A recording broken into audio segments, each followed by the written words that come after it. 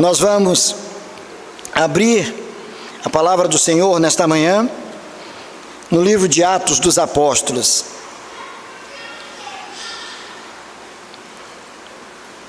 No capítulo 16.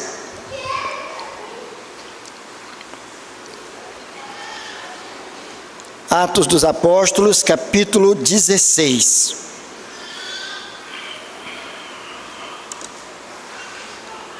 A partir do verso 11. Verso 11.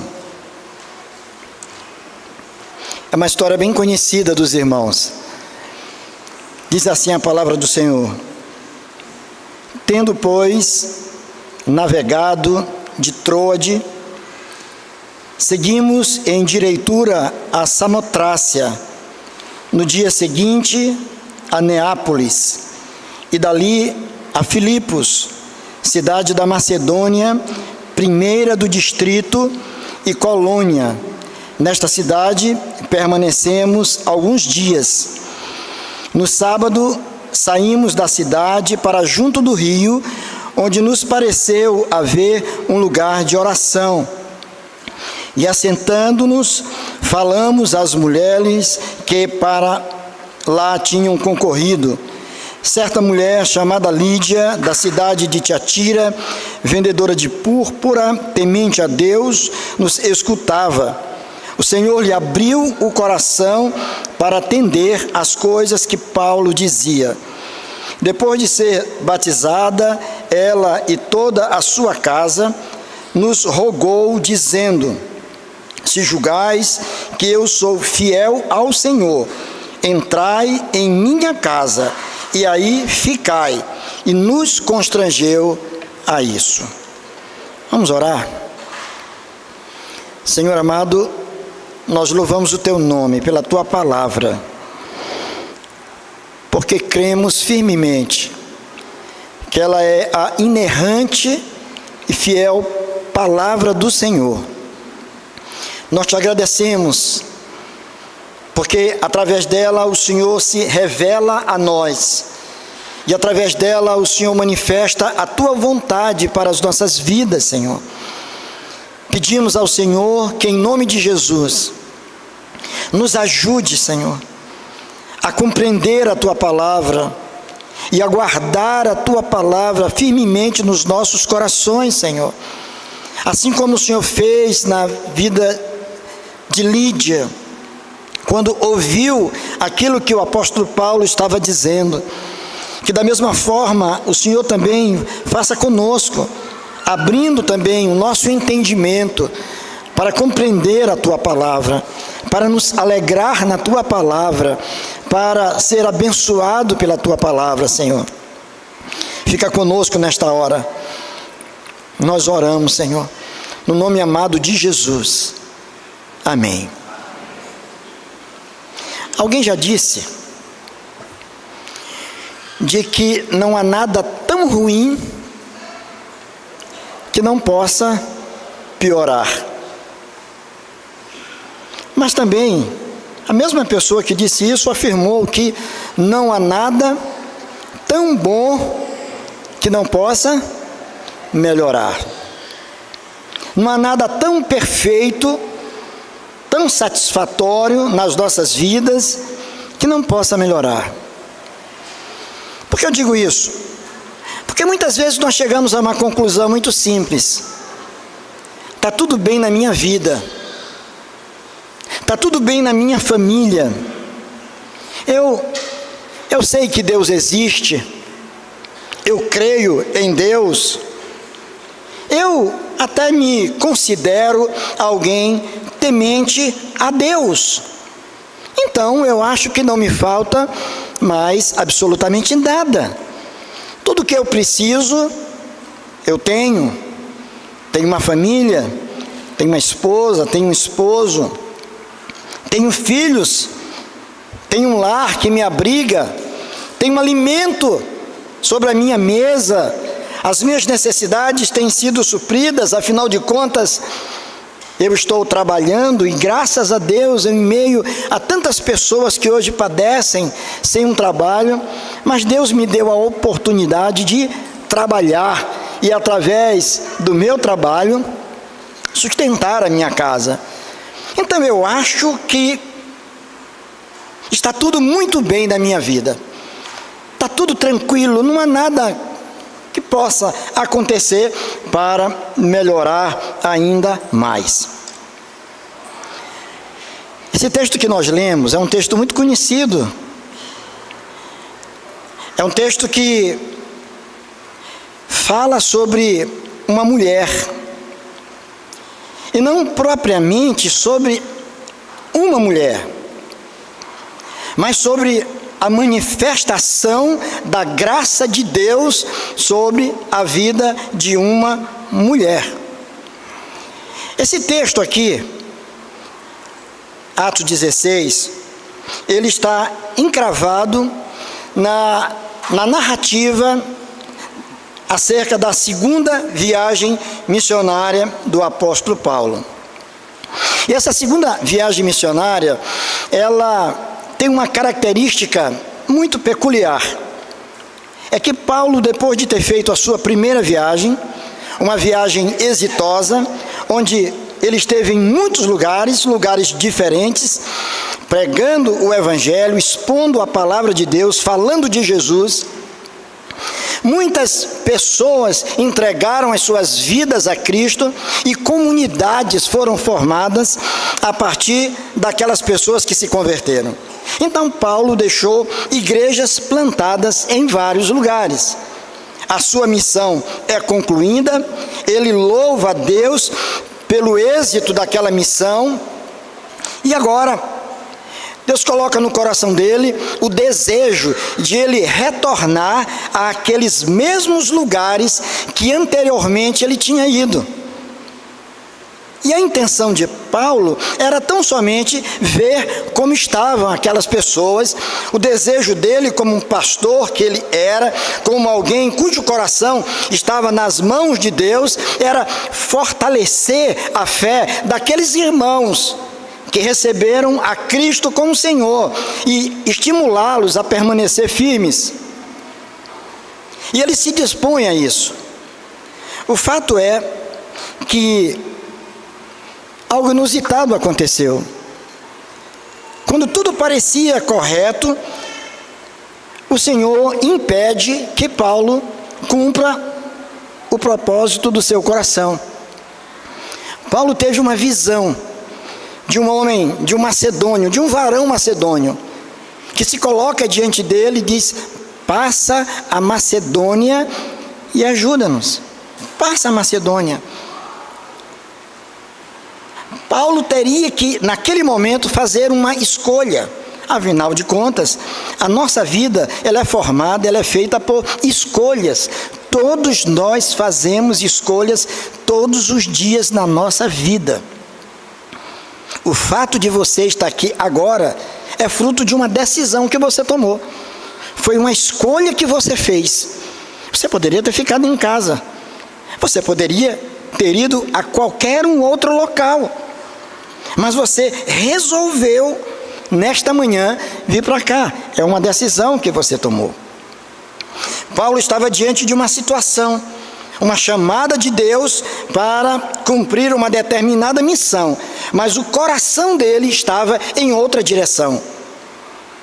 E Paulo, sabiamente, resolveu fazer o que qualquer homem temente a Deus precisa fazer: é obedecer à voz de Deus, mesmo que o seu coração esteja clamando, chamando para ir em outra direção.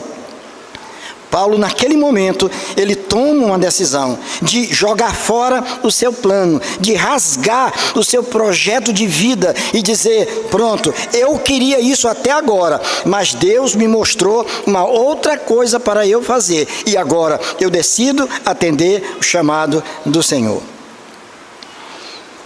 E ele agora, na companhia de Silas, ele sai para um grande desafio, deixando a Ásia, que tinha sido o seu campo missionário, agora atravessando o mar Egeu passando pela Samotrácia, que era uma ilha, chegar até Filipos, chegar até a Europa. Esse não era o plano dele, mas esse era o plano de Deus, que ele chegasse, portanto, até a Europa e lá levasse a palavra do Senhor a um povo macedônio. Ele chega a Filipos. Filipos era um dos principais distritos da Macedônia. Macedônia tinha vários distritos.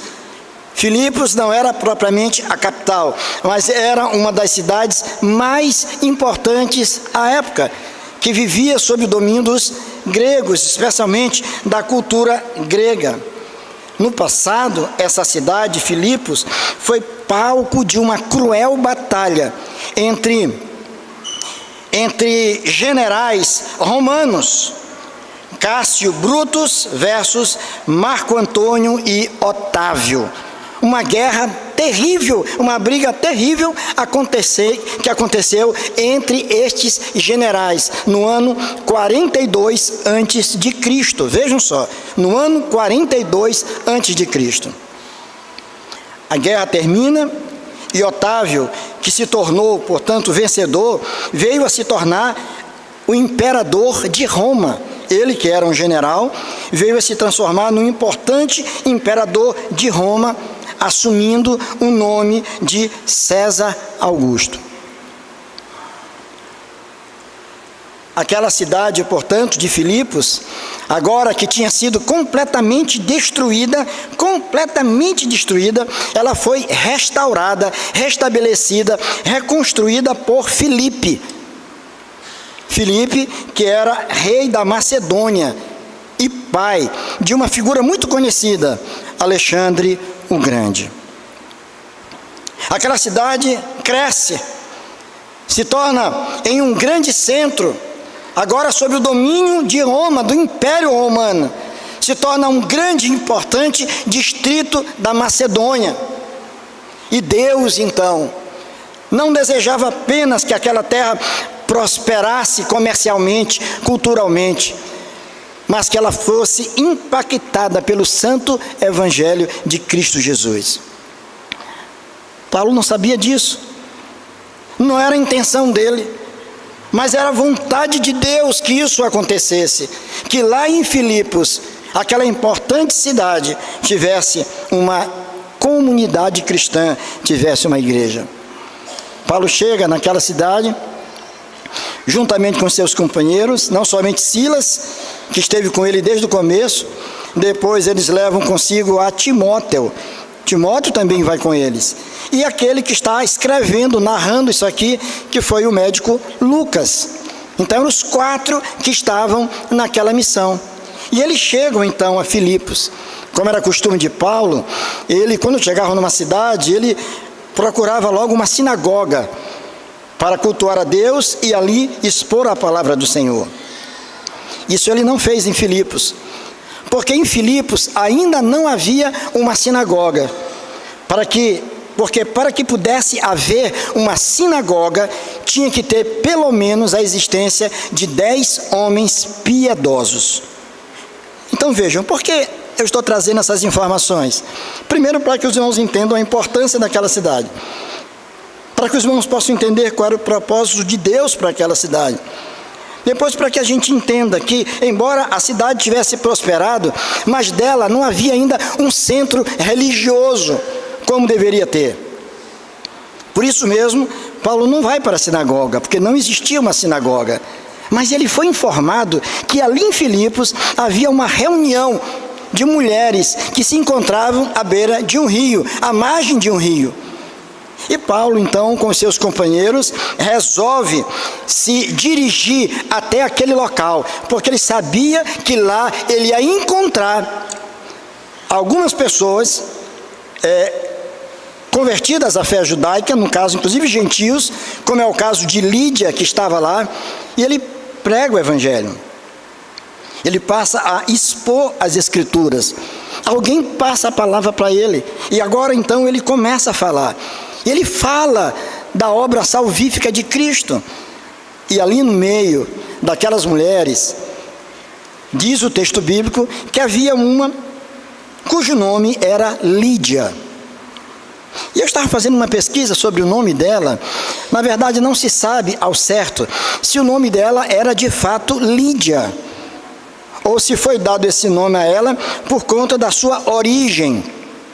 Ela era da cidade de Tiatira, uma região da Lídia naquele tempo, uma vasta região da Lídia. E talvez pelo fato de ela ser uma mulher gentia, estando no meio de mulheres judias, alguém então a chamou um apelido pelo nome de onde ela era. Como acontece? A gente às vezes viaja, vai para outro local e você vai morar lá e alguém te chama de Maranhão, por exemplo. É Maranhão, você não tem nada a ver com Maranhão, mas porque você é do Maranhão. Isso pode ter acontecido, mas isso para nós não é relevante. Se o nome dela era ou não Lídia, por sinal, o nome dela, Lídia, é muito bonito, não é, Ana Lídia? Você concorda comigo? É, muito bonito, não é? Então, Lídia era o nome dela. Quem era essa Lídia? Ela era natural de Tiatira. Ela era uma mulher, portanto, não era judia, ela era gentílica.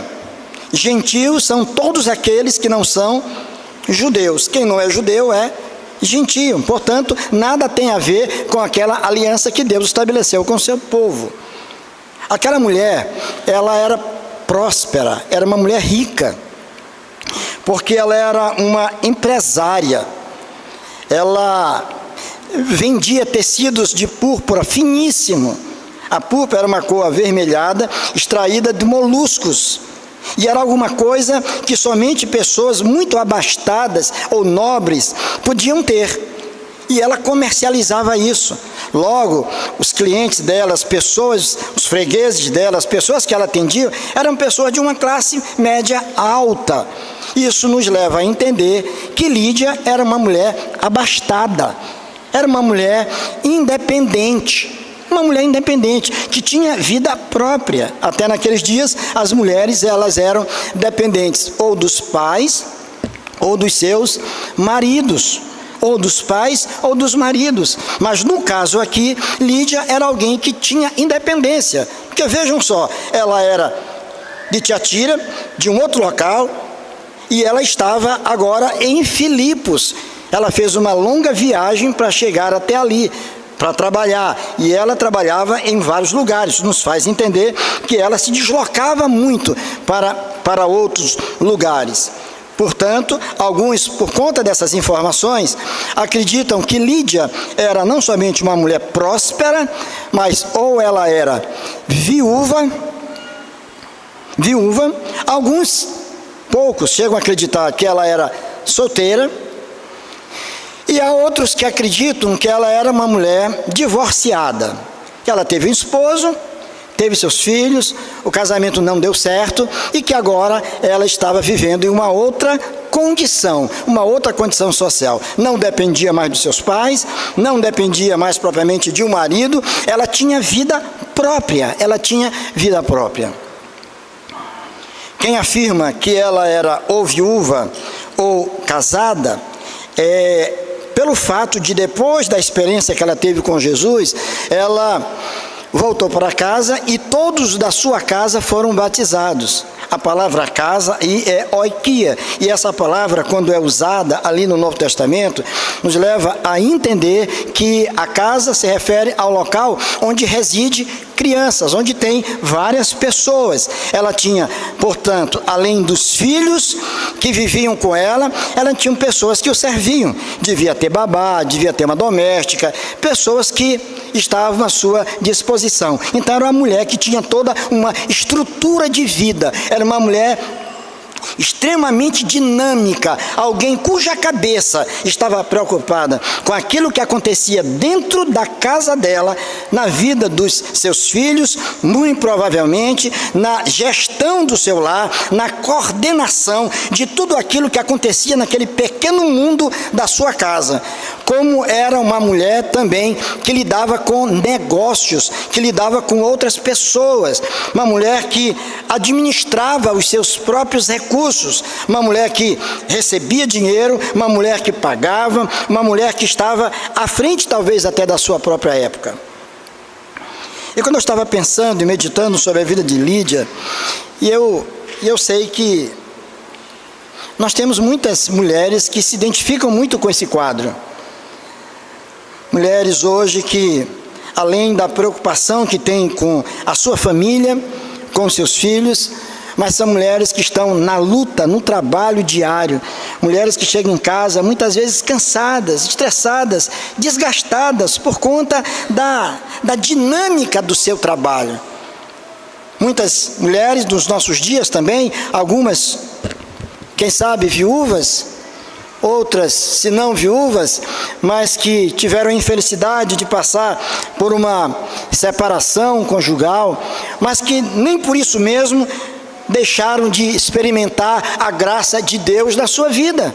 Uma experiência amarga marcou a sua história, mas que Deus deu graça suficiente para se colocarem em pé e continuar a sua vida, e administrando a sua casa, os seus negócios, a sua vida.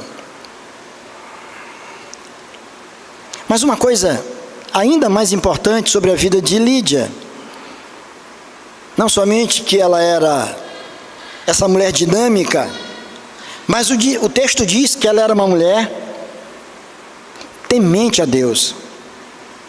Ela era uma mulher temente a Deus. Era uma mulher que acreditava em Deus. E quando a gente ouve dizer que alguém é temente a Deus, a gente chega àquela conclusão: bem, se ele é temente a Deus, ele já tem tudo o que ele precisa na vida para viver como Deus quer. Mas pelo relato que nós temos aqui, pelo que está escrito aqui, por aquilo que está revelado a nós, muitas vezes o fato de sermos tementes a Deus, respeitarmos a Deus, de sabermos que Deus existe, de que Ele é o Criador de todas as coisas, de que Ele é o Senhor absoluto do universo, pelo texto que nós lemos, ainda não é o suficiente para que nós possamos melhorar ainda mais a nossa vida.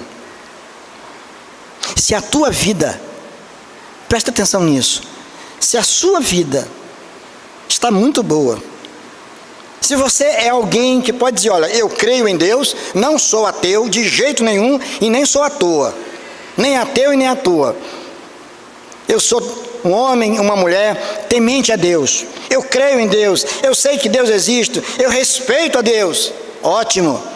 Tenho uma família, graças a Deus, tenho meus filhos, zelo por eles, tenho a minha casa, cuido da minha casa, cuido do meu trabalho, tenho prosperado no trabalho que eu realizo, graças a Deus, estou sendo destacado na minha profissão. Então eu acho que o que mais poderia acontecer na minha vida para que eu pudesse melhorar? Talvez a Ana Lídia fosse uma mulher assim, estava satisfeita com o seu ganho, ela era rica, era uma mulher inteligente, ela tinha uma casa muito boa, ela tinha serventes à sua disposição, ela tinha, segundo alguns acreditam, eu também, ela tinha filhos, ela tinha toda uma estrutura de vida que a favorecia, e ela poderia então fechar o pacote e dizer: para mim está bom demais, basta eu manter o que eu tenho, se eu mantiver o que eu tenho, até aqui está tudo muito bem na minha vida. Mas naquele dia ela entendeu que lhe faltava alguma coisa, que lhe faltava aquilo que era o mais importante, e isso que faltava, somente Deus poderia fazer. Isso que faltava não seria fruto de uma decisão dela simplesmente. Isso que faltava não seria obtido com a sua renda, com a sua inteligência, com a sua expertise. Não. Aquilo que lhe faltava, somente Deus poderia fazer. E foi ali, naquela reunião de oração, em mais uma reunião de oração, que algo tremendamente maravilhoso aconteceu. É que enquanto Paulo falava, vejam só, enquanto Paulo falava, o Senhor fez aquilo que só Ele pode fazer. abriu o coração dela, abriu a sua mente, para que ela pudesse compreender a mensagem do Evangelho. Que apesar de ser uma mulher religiosa, porque apesar de ser temente a Deus, ela não havia compreendido ainda aquilo que ela precisava compreender. E isso seria o fator decisivo para a sua eterna felicidade.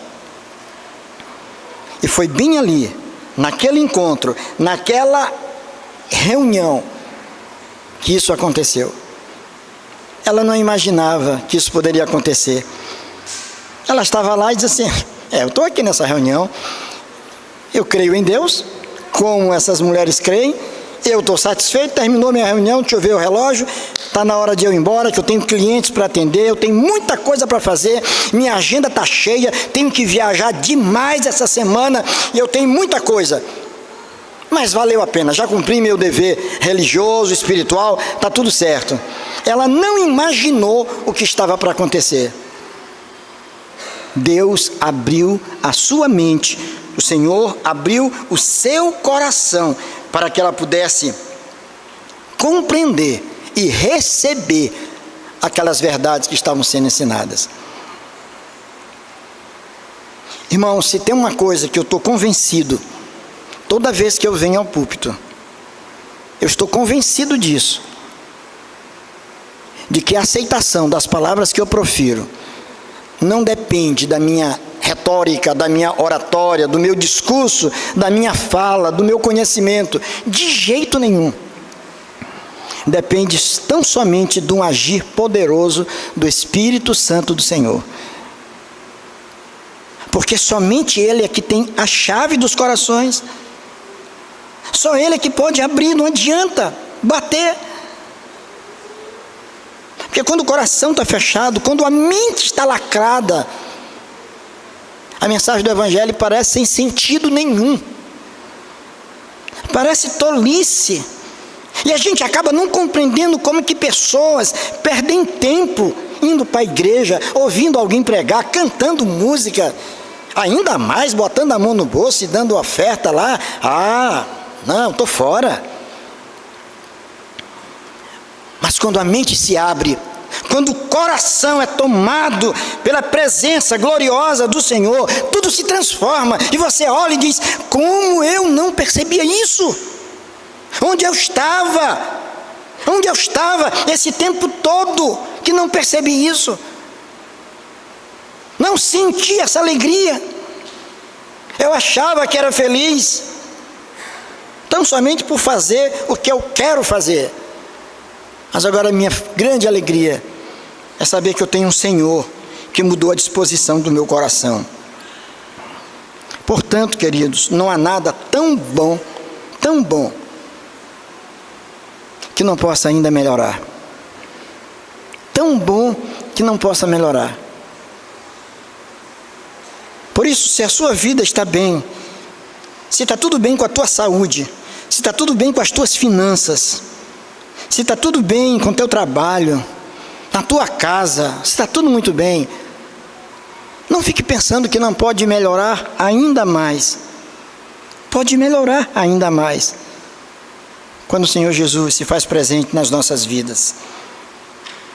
Uma grande obra, uma grande e maravilhosa obra, o Senhor fez na vida de Lídia, quando ela nem sequer esperava. Algo maravilhoso aconteceu na vida de Lídia. E por que isso aconteceu? Por 3 razões que eu quero apresentar aos irmãos. A primeira delas, primeiro porque ela ouviu com atenção aquilo que era dito pelo homem que Deus tinha mandado falar naquele local. Nada acontece por acaso, irmãos. Preste atenção, a tua vinda aqui hoje, o fato de você estar sentadinho aí me ouvindo, isso não é por acaso. E também não venha me dizer que estava escrito nas estrelas. Isso é vontade de Deus, soberano Senhor, para ouvir o que você está ouvindo. Deus mudou os planos de Paulo Deus trouxe Lídia de Tiatira para Filipos. Olha só, um encontro completamente improvável, porque o Senhor queria alcançar o coração daquela mulher, e Deus, essa era a vontade de Deus. E toda aquela mudança para melhor na vida de Lídia aconteceu porque, em primeiro lugar, ela parou para ouvir com atenção aquilo que era dito pelo Senhor através de Paulo. Eu fico pensando, irmãos,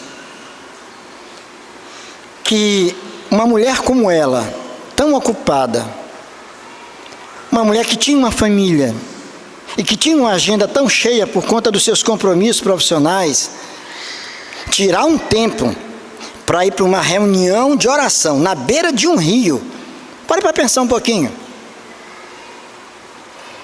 Vejam quantas vezes nós usamos isso como argumento. Eu tenho me encontrado ausente, pastor, você não sabe. Pai, minha agenda está pegada. Não tenho tempo para orar, para ler a Bíblia, para me reunir com os irmãos. Não tenho tempo para nada. Não tenho me congregado porque eu não consigo. Minha vida está uma loucura, pastor. E a gente conta isso como se fosse uma grande bênção. Minha vida está uma loucura. E eu devo concordar, está uma loucura. Se a gente não tira um tempinho, esse tempinho para adorar o Senhor, cumprindo um propósito divino, desde o Antigo Testamento, 6 dias trabalharás, o 7º dia é o descanso, é o dia de adoração, é o dia de cultuar a Deus, é o dia de descansar a nossa alma na presença de Deus, é o dia onde nós temos que parar tudo. E nós precisamos acreditar que Deus, Ele é soberano, soberano para promover essa transformação na nossa vida, a partir do momento em que nós paramos para ouvir. Vivemos em dias assoberbados, atropelados. Sair de casa hoje não é fácil. Esse trânsito intenso que nos desafia é um negócio extremamente complicado. Mas, irmãos, nós precisamos necessariamente, se queremos ter uma vida verdadeiramente abençoada, encontrar tempo para fazer o que nós estamos fazendo aqui agora. Tempo para, assim como Lídia foi para o encontro de oração, ali era a igreja dela naquele tempo. Nós precisamos ter esse tempo também. Esse tempo para Deus. Esse tempo que é dele. E que muitas vezes nós usamos para outras coisas não aprovadas por Ele. Tudo na vida de Lídia começou a mudar quando ela parou para ouvir o que Deus tinha a dizer.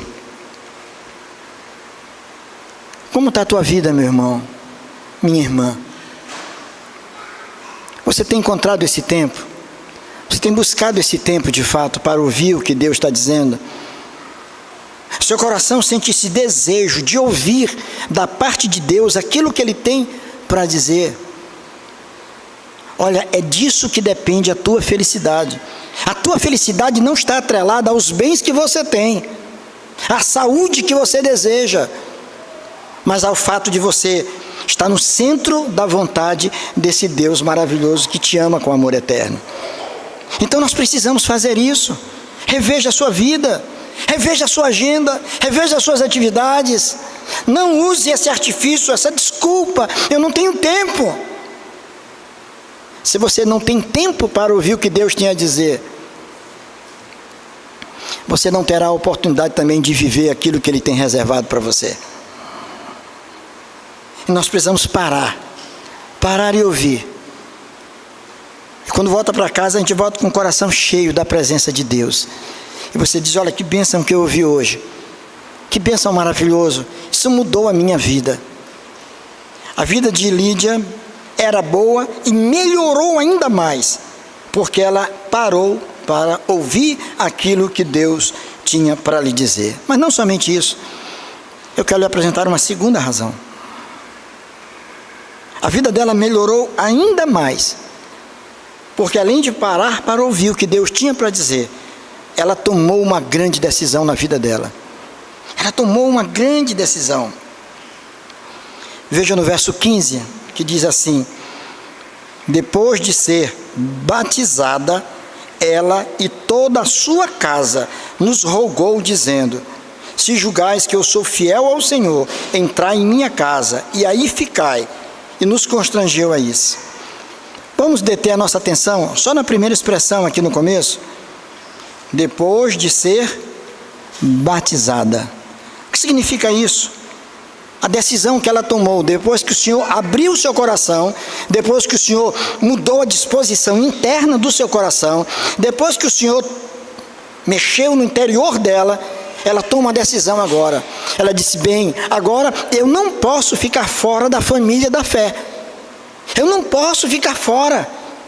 Eu quero fazer parte, de fato, dessa família. Eu não quero ser apenas uma espectadora. Eu não quero ser apenas um visitante no meio. Não, eu quero ser parte desse grupo. Por isso ela foi batizada, que era um sinal do pacto e da aliança do Senhor. Ela foi recebida, por conta da decisão dela, ela foi recebida no seio da família da fé. Agora sim, ela era de fato membro daquela igreja que estava nascendo, membro fundadora de uma igreja que se tornaria também em um celeiro missionário para outros lugares. Deus operou na vida dela e ela agora tomou uma decisão: eu aceito, eu quero isso para a minha vida. Sim, eu quero me batizar, conscientemente eu quero, porque agora eu quero ser recebida no seio da família da fé.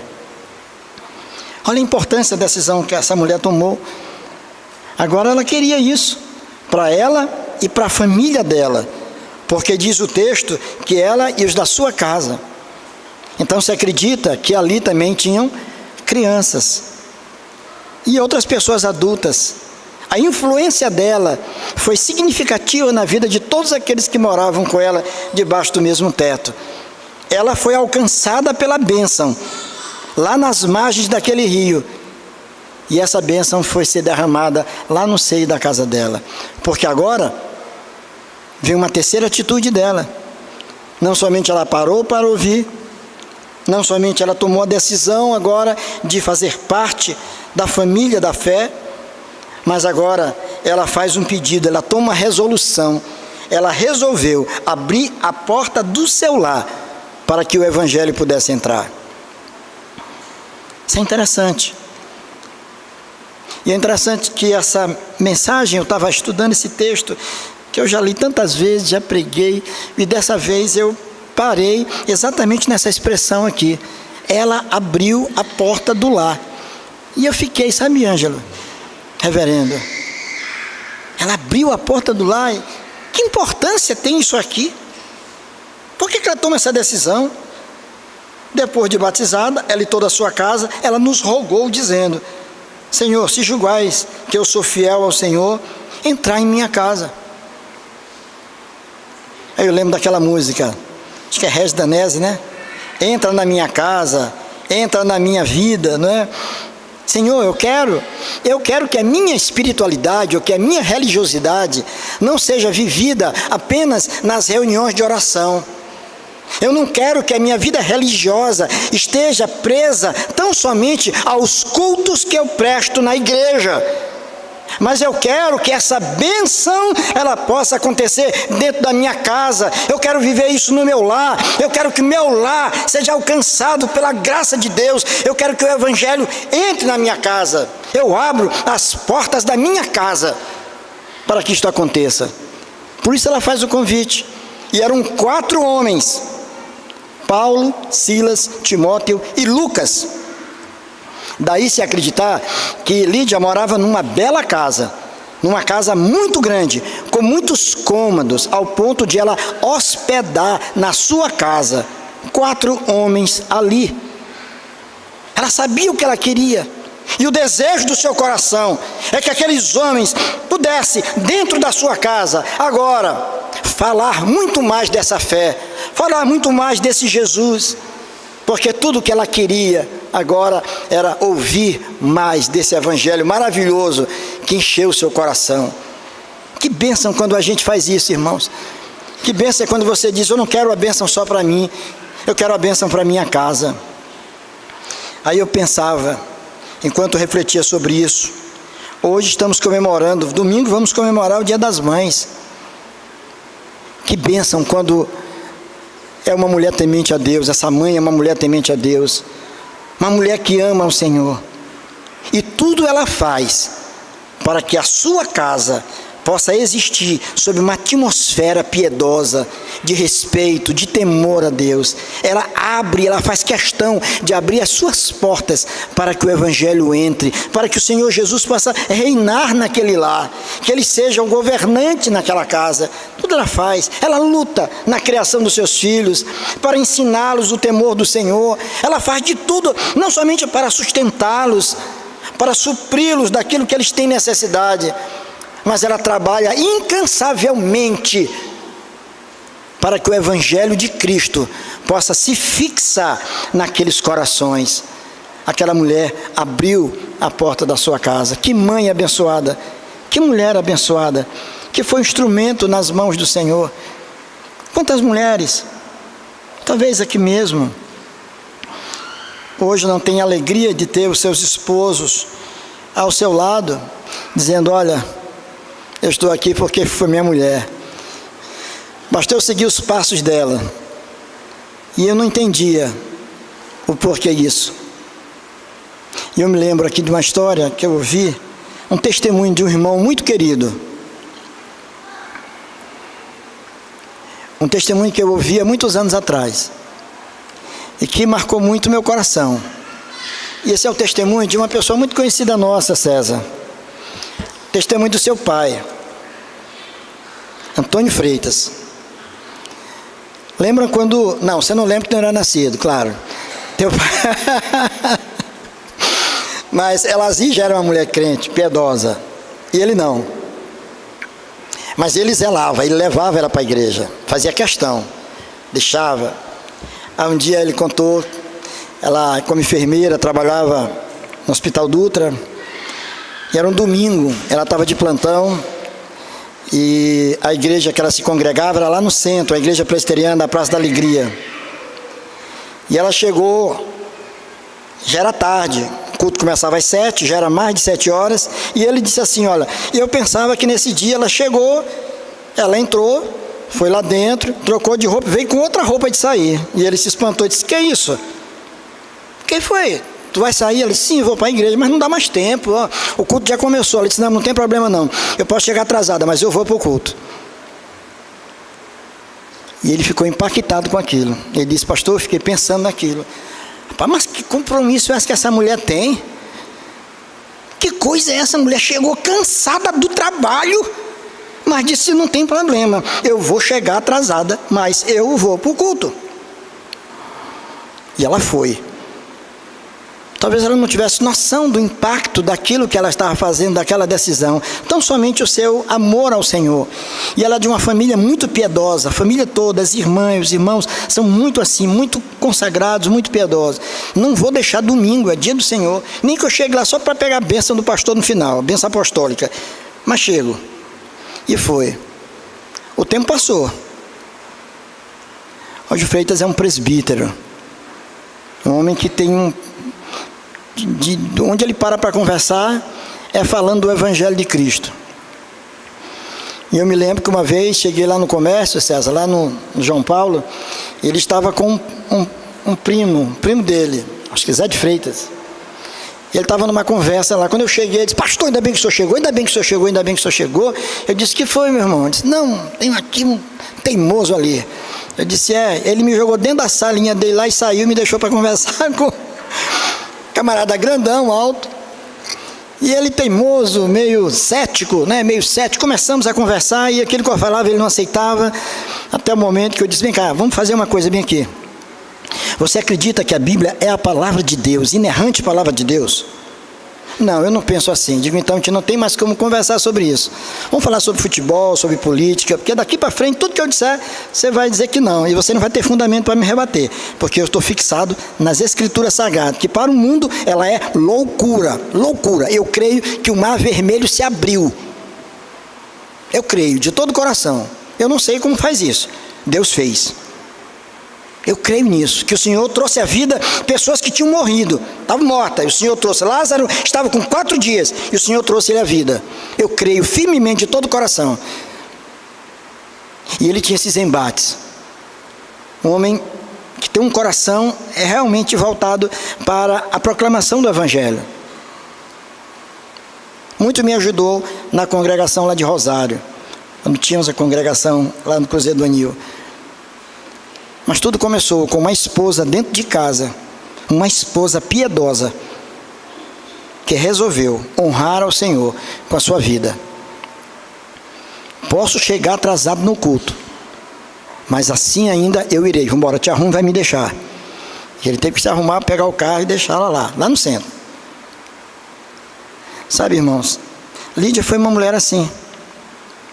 Ela ouviu. O Senhor abriu o seu coração. E agora, aquela mulher disse, não, agora eu quero pertencer a essa família, eu não quero ficar de fora, eu quero caminhar junto com esse povo. E mais do que isso, eu quero levar esse evangelho para dentro da minha casa. Eu quero levar esse evangelho de Jesus Cristo para dentro do meu lar, porque eu creio que não há nada melhor do que Ele. Eu não tenho dúvida que se a vida de Lídia já era boa até aquele dia, pela firmeza da sua decisão, eu creio firmemente que a vida dela passou a ser melhor ainda, porque ela tinha uma certeza maior do que todas as outras, de que as contas seriam pagas no final do mês, porque ela era abastada, mas porque ela tinha certeza agora da vida eterna. A minha oração é que Deus nos abençoe. A minha oração, meu querido, minha querida, é que Deus faça da tua vida algo maravilhoso. E de todo o coração, deixa eu te dizer, se a tua vida já está muito boa do jeito que está, se as coisas estão acontecendo, apesar de uns probleminhas, se ela está assim ok, eu quero te dizer que ela pode melhorar ainda mais, ser infinitamente melhor. Para tanto, abra as portas do teu lar para que Jesus possa morar. Você terá a grande bênção de ver os teus filhos temendo ao Senhor, servindo ao Senhor. E o dia que os seus olhos fecharem, se fecharão com a certeza de um dia você os encontrarão na eternidade. Que o Senhor nos abençoe. Amém.